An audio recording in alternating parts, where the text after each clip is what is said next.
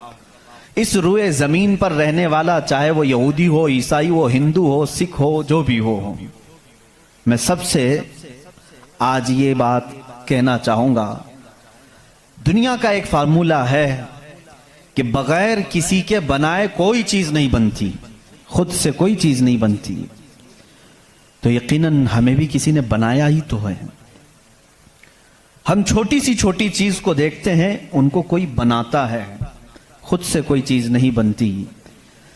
Science के students भी होंगे हमारे साथ, और जो साइंस को पढ़ते हैं उनकी जो थ्योरियां हैं साइंसदानों की, वो क्या कहते हैं, कायनात कैसे वजूद में आ गई है। वो मुल्हिद होंगे जो कहते हैं, बेदीन लोग होंगे जिनका कोई दीन ही नहीं, जो कहते हैं कि अचानक दुनिया बन गई और अचानक ही खत्म हो जाएगी। ऐसा कैसे होगा? ऐसा कैसे होगा? अचानक दुनिया बन गई और अचानक खत्म हो गई, कोई नहीं है इसके आगे पीछे। मेरे अजीजों, जो गौर व फिक्र करने वाले साइंसदान हैं वो भी अब इस नतीजे पर पहुंचे हैं कि दुनिया में एक बहुत बड़ा धमाका हुआ था कई अरब साल पहले, कई लाख साल पहले, उनके एतबार से, उनके इल्म के एतबार से, जिसको ये बिग बैंग कहते हैं। बिग बैंग क्या चीज है? तो साइंसदान ये कहते हैं कि कई सालों तक इस रुए जमीन पर सिर्फ समंदर था, और समंदर में भी जो गैस होती थी वो सब हाइड्रोजन, और सिर्फ 99% हाइड्रोजन और 1% सिर्फ ऑक्सीजन का यहां पर वजूद था, जिसकी वजह से कोई दूसरा जिंदा रह नहीं सकता था। यह साइंसदानों की तहकीक है। उसके बाद फिर उन्होंने ये कहा कि एक धमाका हुआ और समंदर से, पानी से हर चीज बनती चली गई, पानी से बनती चली गई। ये 21वीं सदी में बात की जा रही है, ये बात 21वीं सदी में की जा रही है। और साइंस के वजूद की तारीख में अगर आप जाएंगे तो ज्यादा से ज्यादा ये 400 साल पहले तक की तारीख होगी। 16वीं सदी में, 17वीं सदी में, 17वीं सेंचुरी में साइंस की कुछ न कुछ चीजें इजाद होने लगी, जिसको आज हम साइंस कह रहे हैं। और कुरान में मौला फरमाता है, वजअलना मिनल माइ कुल्ल शैइन हय्यिन, हमने हर चीज को पानी से बनाया है। ये रब ताला फरमा रहा है, उसका कुरान अजीम गवाही दे रहा है। कुरान किस जमाने में उतरा वो भी आपके जहन में होना चाहिए। किस जमाने में कुरान आया है ये भी आपके जहन में अच्छी तरह से फिट होना चाहिए, ताकि अब साइंस की तहकीकात और उस जमाने को मैच करके देख सकें आप। कुरान उस जमाने में आया है जहां यूरोप में लोग जानवरों के साथ रहते थे। अमेरिका का तो इंकिशाफ भी नहीं हुआ था, अमेरिका नाम का कोई मुल्क है ये पता भी नहीं था लोगों को। जितनी दुनिया थी इसमें सबसे ज्यादा तहजीब वाला मुल्क, तमद्दुन वाला मुल्क ईरान था, अरब थे, रोम थे, बाकी सब तो बिछड़े हुए लोग थे।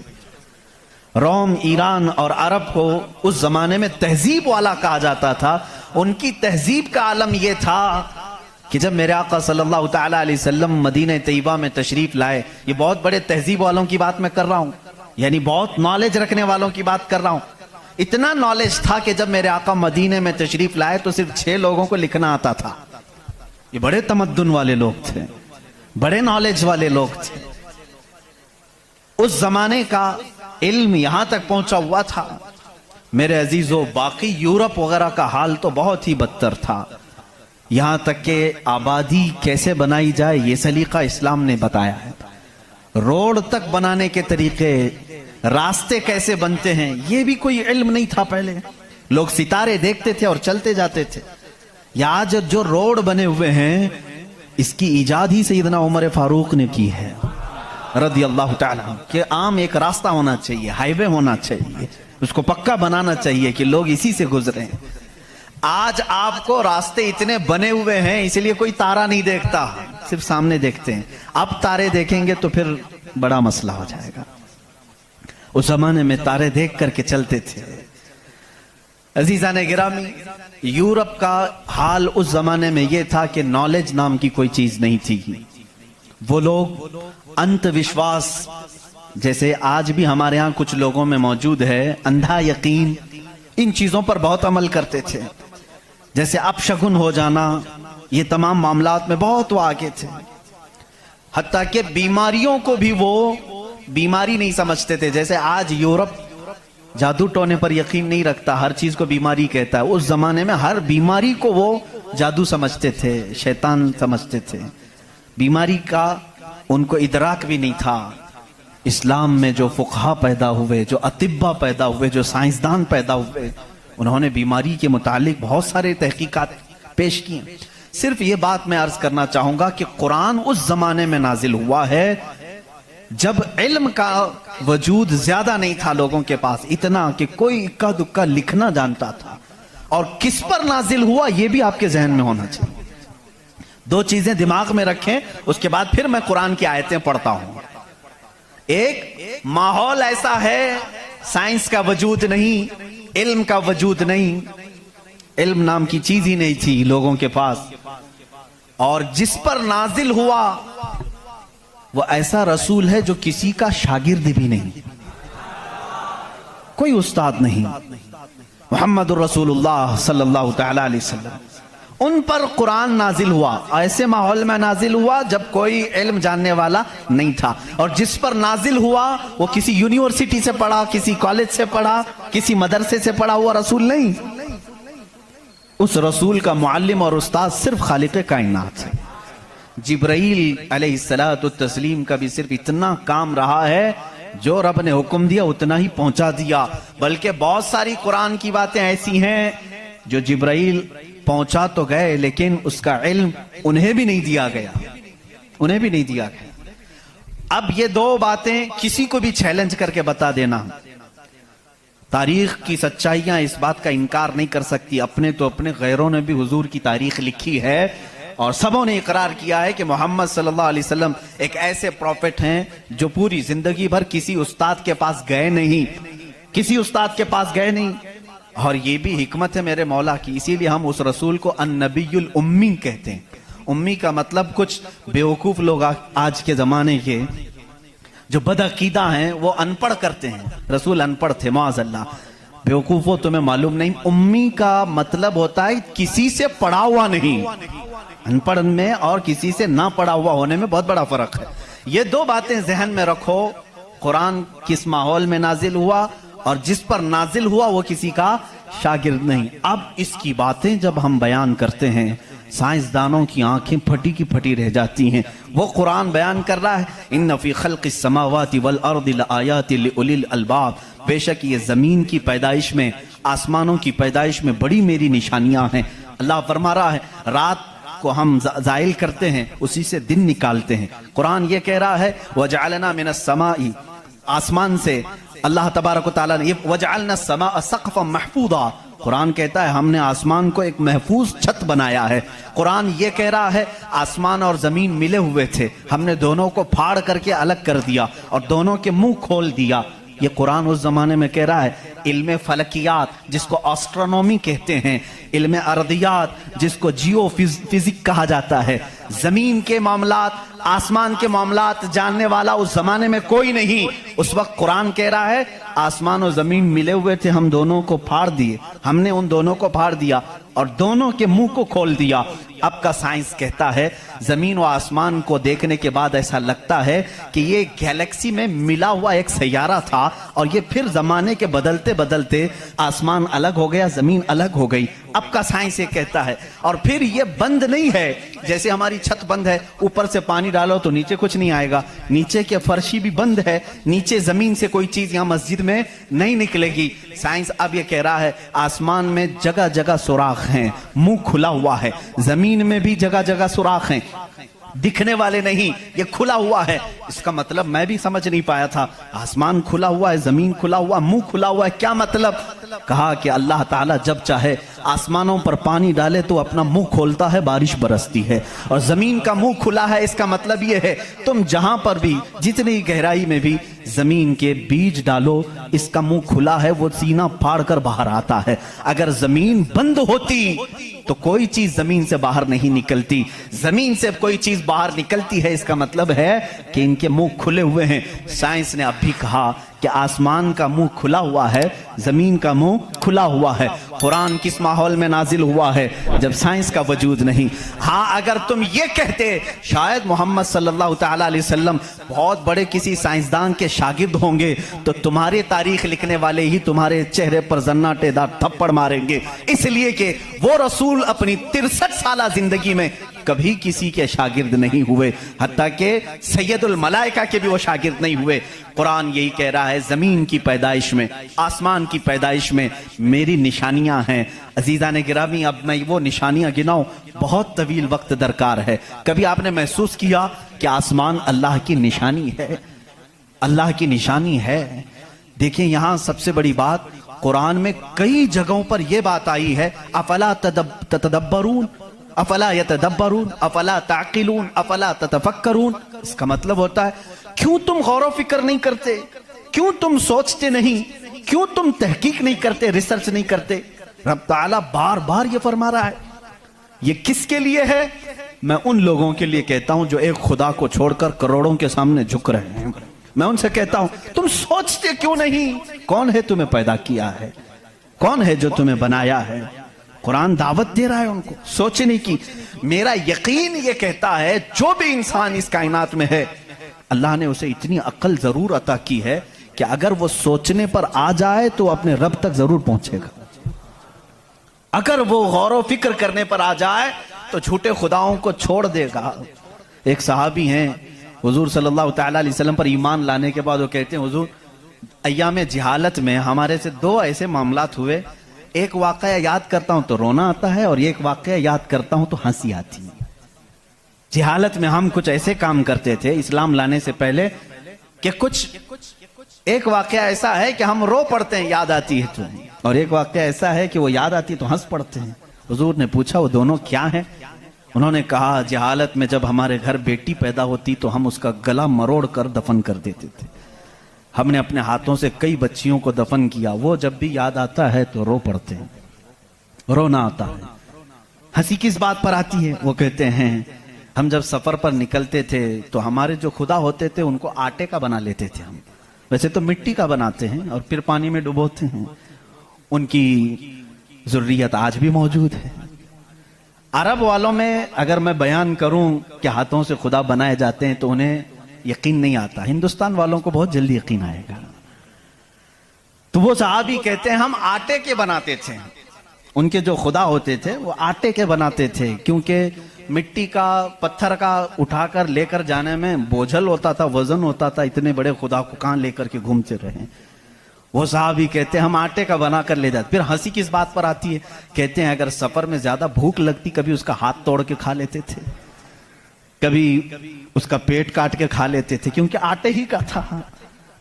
آج بھی لوگ کرتے ہیں، شکر کا بناتے ہیں۔ بہرحال تو وہ صحابی کہتے ہیں مجھے ایام جہالت کی یہ باتیں یاد آتی ہیں تو میں ہنس پڑتا ہوں۔ خیر میں اور تفصیل میں نہیں جاؤں گا۔ عزیزان گرامی، غور و فکر کرنے کی جس کے اندر عادت ہوگی وہ انت وشواس، صرف پھیلے ہوئے بے یقینی پر ایمان نہیں لائے گا۔ آج بھی بہت سارے ایسے نیوٹرل قسم کے لوگ ہیں جو مسلمان نہیں ہیں، میں جانتا ہوں ان کو، وہ خود آئیڈل ورشپرز نہیں ہیں، وہ خود اس بات کا انکار کرتے ہیں کہ اپنے ہاتھوں سے بنائی ہوئی چیز کی عبادت کیسے کی جائے۔ ہم اس پاور کو مانتے ہیں جو ہماری آنکھوں میں نہیں آتا مگر ہم سب کو دیکھ رہا ہے۔ ایسے لوگ بھی ہیں۔ ہاں اگر کوئی اس طرح کا موحد ہے، وہ اللہ کی وحدانیت کو تسلیم کرتا ہے تو اس کے ہدایت کی بھی امید ہے۔ میں یہ کہہ رہا تھا آسمانوں اور زمینوں میں اللہ نے فرمایا میری نشانیاں ہیں، غور و فکر کرنا چاہیے۔ نشانی کیسے؟ پوری دنیا کے بہت ترقی یافتہ سائنس سے میرا یہ چیلنج ہے، میری یہ بات کا یہ چیلنج ہے، بہت تم نے ترقی کی لیکن ایک ایسی چھت بنا کر کے دکھاؤ جس کا کوئی پلر نہ ہو، ہوا میں چھت قائم کر کے دکھاؤ، اور وہ بھی اتنی موٹی ہونی چاہیے، اتنی موٹی کہ جس کے بارے میں حضور اکرم صلی اللہ علیہ وسلم نے فرمایا کہ اس کی موٹائی 500 سال اگر کوئی گھوڑا دوڑے تو طے نہ ہو پائے۔ وہ آسمان کی موٹائی، میں اتنی موٹائی کی بات نہیں کرتا ہوں، 1 کلومیٹر چوڑی ہی کوئی بنا کر کے دکھا دیں۔ سائنس ہمارا بہت ترقی کر چکا ہے، नहीं बना सकोगे। लेकिन कायनात की इस पूरी जमीन पर अल्लाह रब्बुल इज्जत ने एक छत हमारे सरों पर रखी है, और सबको मालूम है वो छत कैसी है, बगैर पिल्लर वाली। कहीं उसको सुतून देखा आपने? अल्लाहुल्लज़ी रफ़अस समावाति बिगैरि अमदिन तरौनहा, कुरान कहता है वो अल्लाह ही है जिसने बगैर सुतून के आसमानों को बनाया, और तुम भी उसको देख रहे हो। कुरान चैलेंज कर रहा है, तुम भी उसे देख रहे हो। और हैरत की बात यह है, हमारे पिल्लर वाली छत के बारे में तो यकीन होगा अब ये गिरेगी नहीं, लेकिन अगर ये तड़कने लगे, कहीं से आवाजें आने लगे, हम भाग करके कौन सी छत के नीचे जाते हैं? पिल्लर वाली छत से हमको खौफ लगता है आजकल गिर ना जाए, और पनाह लेने के लिए उस छत के नीचे जाते हैं जिसका कोई पिल्लर ही नहीं। अल्लाह की निशानियां हैं इसमें। अल्लाह रब्बुल इज्जत फरमाता है तुम देख रहे हो इन आसमानों को हमने कैसे कायम किया है। अब इसकी तहकीकात जो एस्ट्रोनॉमी पढ़े हुए हैं वो जानते होंगे। इल्म फलकियात उसको कहते हैं, आसमानों का इल्म। ये भी अभी सबको पूरा हासिल नहीं हो सका। जो हमारी नजरों में नजर आ रहा है ये तो धुआं है, बादल है। आसमान तक पहुंचने के लिए पता नहीं कितना सफर, और इसमें अल्लाह रब्बुल इज्जत ने सितारों के एक ऐसे झुरमुट को रखा है। आसमान कितना चौड़ा है, कितना लंबा है, गेस कर सकते हैं हम? कभी गेस करेंगे आप? मैं सिर्फ एक हिसाब बताता हूं। उस आसमान में अल्लाह ताला फरमाता है कुल्लुन फी फलकिन यस्बहून, सूरज, चांद, जितने भी गैलेक्सी के स्टार्स हैं, तारे हैं, ये सब आसमान में तैर रहे हैं। अल्लाह फरमा रहा है सूरह यासीन की आयत है, ये सब आसमान में तैर रहे हैं, लटक रहे हैं। अच्छा, जिस पर लटक रहे हैं जाहिर सी बात है वो बड़ा होना चाहिए। अब वो कितना बड़ा होगा? वो छत की चादर कितनी बड़ी जिस पे सूरज भी लटक रहा है, चांद भी लटक रहा है। हमने साइज पूछा साइंसदानों से, साइज पूछा कि ये कितने बड़े बड़े हैं जो आसमान में लटक रहे हैं। तो उन्होंने कहा सबसे करीब जो हमारा सितारा है, सैयारा है, जमीन से जो सबसे करीब सैयारा है वो चांद है। और सूरज का क्या हाल है? कहा सूरज जमीन से 13 लाख गुना बड़ा है, 13 लाख गुना बड़ा। अब यहां हमारी अकलें शशदर हो जाती हैं, किसी के पास कैलकुलेटर भी नहीं, कितना हिसाब करें? 13 लाख गुना बड़ा जमीन से, हमारे तस्वुर में नहीं आता। वो कहां लटक रहा है? आसमान में। चांद इससे 50 गुना बड़ा है जमीन से, वो कहां है? आसमान में। अच्छा, इतना ही नहीं, ये गैलेक्सी के अंदर सूरज से 50 गुना बड़े इतने सैयारे हैं कि जिनमें से सिर्फ अभी 40% का दरियाफ्त की जा चुकी है, बाकी 60% अभी तक साइंसदानों को पता ही नहीं। सूरज से 50 गुना बड़े सैयारे और मौजूद हैं। पूछा ये सब कहां है? ये भी आसमान में है। इसीलिए मेरे मौला ने फरमाया बेशक आसमानों की पैदाइश में उसकी बड़ी निशानियां हैं। अब मेरे अजीजों, आओ, तुम्हें अपने घर की छत डालने के लिए कितने दिन लगते हैं, कितने वर्कर लगते हैं, कितने मजदूर लगते हैं, क्या क्या इसके लिए सामान लगते हैं, ये सब तुम्हें मालूम है जिन्होंने छतें डाली। अब इतनी बड़ी छत जिसने कायम की है, जिसमें लाखों गुना बड़ा जमीन से सूरज भी है, चांद भी है, गैलेक्सी के और स्टार्स हैं, वो खुदा फरमा रहा है आसमान को, जमीन को किस तरह से उसने बनाया। कुरान में है सिर्फ 6 दिन में इन दोनों की पैदाइश हुई। उससे भी बल्कि अल्लाह ताला फरमाता वजअलल अर्द फी यौमैन, अल्लाह ने जमीन को 2 दिन में पैदा फरमाया, आसमान को। और इसमें जितनी सजावट है, सजावट क्या है? ये पूरे समंदर को रब फरमा रहा है वो जमीन की जीनत है, जितने दरख्त हैं वो जमीन की जीनत हैं। और आसमान की जीनत क्या है? चांद है, सूरज है, सितारे हैं। ये सब 4 दिन में बने, कुल 6 दिन में इनकी पैदाइश हुई है। कुल 6 दिन में इनकी पैदाइश हुई है। मियाँ हमारी दुकान नहीं बनती 6 दिन में, और वो खालिक कायनात फरमा रहा है 6 दिन में इस पूरी कायनात के जमीन और आसमान की पैदाइश हुई। तो क्या ये अल्लाह रब्बुल इज्जत की निशानियां नहीं है?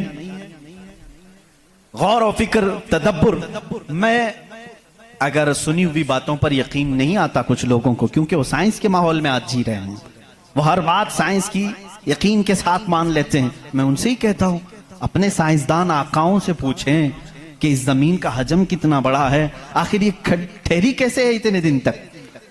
یہ اب تک قائم کیسے ہے، یہ ہلتی کیوں نہیں ہے؟ اچھا اس کے بعد رب تعالیٰ فرماتا ہے ہم نے اس زمین کو پانی پر بچھایا ہے۔ اے اللہ تیرے عجائب قدرت عجیب در عجیب ہیں، کتنے عجیب ہیں۔ آپ سے میں کہتا ہوں حوض میں یا مسجد کا بھی حوض ہے، جاؤ ایک چادر اس کے اوپر بچھاؤ، ٹاول لے کر کے بچھاؤ، کتنی دیر تک وہ پانی پر کھڑا رہے گا۔ ٹاول چادر اس کی موٹائی کتنی ہے، بہت پتلی سی ہے، وہ میں آئے گی، لیکن وہ آپ کے اس پانی پر ٹھہر نہیں سکتی۔ اگر آپ کہیں موٹی چیز میں بچھاؤں، موٹی چیز بچھا کر کے دکھاؤ کتنی دیر وہ رک سکے گی، نہیں رک سکے گی۔ اور یہ اللہ نے قرآن میں فرمایا ہم نے پانی پر زمین کو بچھایا، اور اس کا انکار سائنس بھی نہیں کر رہی ہے۔ سائنس بھی یہی کہتی ہے زمین کو جتنی جگہ سے کھودا جائے پانی ہی ہے۔ ہم بھی تو بورول جو نکالتے ہیں زمین کو کھودنے کے بعد پانی آتا ہے۔ اب پانی پر اس زمین کو بچھایا رب تبارک و تعالیٰ نے، کتنا وزن یہ اٹھائی ہوئی ہے، کتنا وزن اٹھائی ہوئی ہے۔ سب سے بڑا وزن تو ان مشرکین کا ہے جو اس رب کو نہیں مانتے ہیں۔ یہ دھرتی کا بوجھ ان کو کہتے ہیں، یہ سب کو اٹھائی ہوئی ہے، پتہ نہیں کتنے کروڑوں ٹن اس پر وزن ہے یہ، لیکن کبھی بھی ہلتی ہوئی نظر نہیں آتی۔ لیکن اس کو بھی قرآن میں اللہ فرما رہا ہے ہم نے اس زمین کو ہلنے سے روکنے کے لیے جگہ جگہ پر پہاڑوں کو میخ بنا کر گاڑ دیا، والجبال اوتادا، اور پہاڑوں کو ہم نے میخ بنا کر گاڑ دیا ہے۔ اب اس کی تحقیق اس زمانے میں نے اپنے پڑھنے کے زمانے میں اس کی ایک تحقیق اپنے استاد کے پاس پڑھی تھی۔ صفا مروہ کے بارے میں اختلاف چل رہا تھا، سعودی یہودی حکومت نے صفا مروہ کو پوری طور پر ختم کرنے کی ناپاک کوشش کی، اور الگ سے انہوں نے مسعی بنایا صحیح کرنے کا۔ تو اختلاف علماء میں تھا کہ انہوں نے زیادہ چوڑا کر دیا۔ اسی زمانے میں یہ تحقیق ہوئی پہاڑ جو ہے اس کا وجود زمین پر کیسا ہوتا ہے۔ ان سعودیوں نے کہا پہاڑ ایسا اوپر شیپ میں ایسا ہوتا ہے، ٹرائنگل ہوتا ہے، اوپر سے کونا ہوتا ہے، نیچے چوڑا ہوتا ہے۔ ان سعودیوں نے کہا نیچے بھی یہ جڑیں چھوڑتا ہے، پھیلتا ہوا جاتا ہے، جیسے درخت اوپر ہوتا ہے اور نیچے اس کی جڑیں پھیلی ہوئی ہوتی ہیں۔ تو انہوں نے کہا نیچے بھی وہ پہاڑ کا حصہ ہے، اس لیے ہم نے بازو میں بھی راستہ بنایا تاکہ صفا مروہ کی صحیح اگر ہو رہی ہے تو وہ پہاڑوں کے بیچ میں ہی ہو رہی ہے۔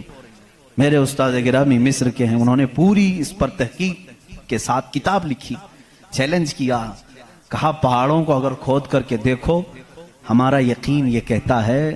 انہوں نے بہت سارے دلائل سے ثابت کیا پہاڑ اوپر سے جو اس طرح کے شیپ کا ہوتا ہے، ٹرائنگل اوپر سے، نیچے وہ جڑیں نہیں چھوڑتا بلکہ اندر جاتے جاتے اور باریک ہو جاتا ہے، اندر باریک ہوتے ہوتے ہوتے بہت پتلا ہو کر نیچے تک جاتا ہے۔ میں نے پوچھا نیچے کتنی اندر تک ہے؟ انہوں نے کہا جو پہاڑ تمہیں اوپر دکھ رہے ہیں یہ پہاڑ کا 1% ہے، باقی 99% پورا نیچے ہوتا ہے۔ یہ پہاڑوں کی اونچائی، یہ پہاڑوں کی جو اونچائی ہے یہ 1% ہے، 99% پورا نیچے ہوتا ہے۔ حیرت میں پڑ گئے، اتنا نیچے پہاڑ ہے۔ کہا یہی تو بات ہے، کیا تم دیوار میں جب میخ ٹھوکتے ہو تو اوپر کتنا دکھتا ہے اور اندر کتنا رہتا ہے؟ 2 انچ کا اگر ہم لے رہے ہیں میخ اور کیل تو اس کا منہ صرف اوپر تھوڑا سا، وہ بھی میں ہوگا، اور 2 انچ تک اندر وہ دیوار میں دھسا ہوا ہوگا۔ اور جب قرآن میں مولا نے فرمایا ہے زمین پر ہم نے پہاڑوں کو میخ بنا کر گاڑ دیا ہے، آج سائنس یہ کہہ رہا ہے کہ پہاڑ 9 گنا نیچے اندر تک موجود ہے۔ قرآن کس زمانے میں نازل ہوا؟ آسٹرونومی نہیں تھی، آسٹرولوجی نہیں تھی، زمین کے یہ جیو فزک نہیں تھے، آلہ جات نہیں تھے، تحقیق کے لیے مائکروسکوپ، ٹیلیسکوپ کچھ نہیں تھا۔ اس زمانے میں قرآن زمین کے اندر کی بات بتا رہا ہے۔ یہ عظیم معجزہ ہے قرآن کا میرے عزیزو، اسی لیے قرآن کہتا ہے سوچتے کیوں نہیں، فکر کیوں نہیں کرتے؟ وہی ہے خالق کائنات جس نے اس پورے نظام کو بنا رکھا ہے۔ یہ اتنی نہیں ہے، یہ جو زمینوں میں نظر آ رہی ہیں ان کی تحقیقات کرتے کرتے کئی لوگوں کی زندگیاں ختم ہو گئی۔ کچھ چاند کی تحقیق پر چلے، کچھ سورج کی تحقیق پر چلے، کچھ زمین کی تحقیق پر چلے۔ انسانوں کو بھی اللہ نے یہ علم دیا ہے، یہ عقل دیا ہے یہ جو سائنسدان اپنی تحقیق کر رہے ہیں یہ کبھی یہ نہ سمجھیں کہ یہ ہماری مارے ہوئے تیر ہیں، بلکہ اللہ اپنے بندوں کو خود اتنی سمجھ بوجھ دیتا ہے کہ وہ اس کی نشانیوں کی کھوج لگائیں اور کائنات کو بتائیں کہ کوئی تو ہے جو طاقت اسے چلا رہی ہے، کوئی تو ہے نظام جو اس کی پرورش کر رہا ہے۔ لیکن یہ دھوکہ باز بن جاتے ہیں کچھ لوگ کہ وہ تحقیق کر کے سمجھ تو جاتے ہیں، لیکن بعد میں جب ان کو علم ہوتا ہے کہ اس کے پیچھے کوئی طاقت ہے وہ بتا نہیں پاتے، اس لیے کہ کفر ان کے دلوں میں رچ بس چکا ہے۔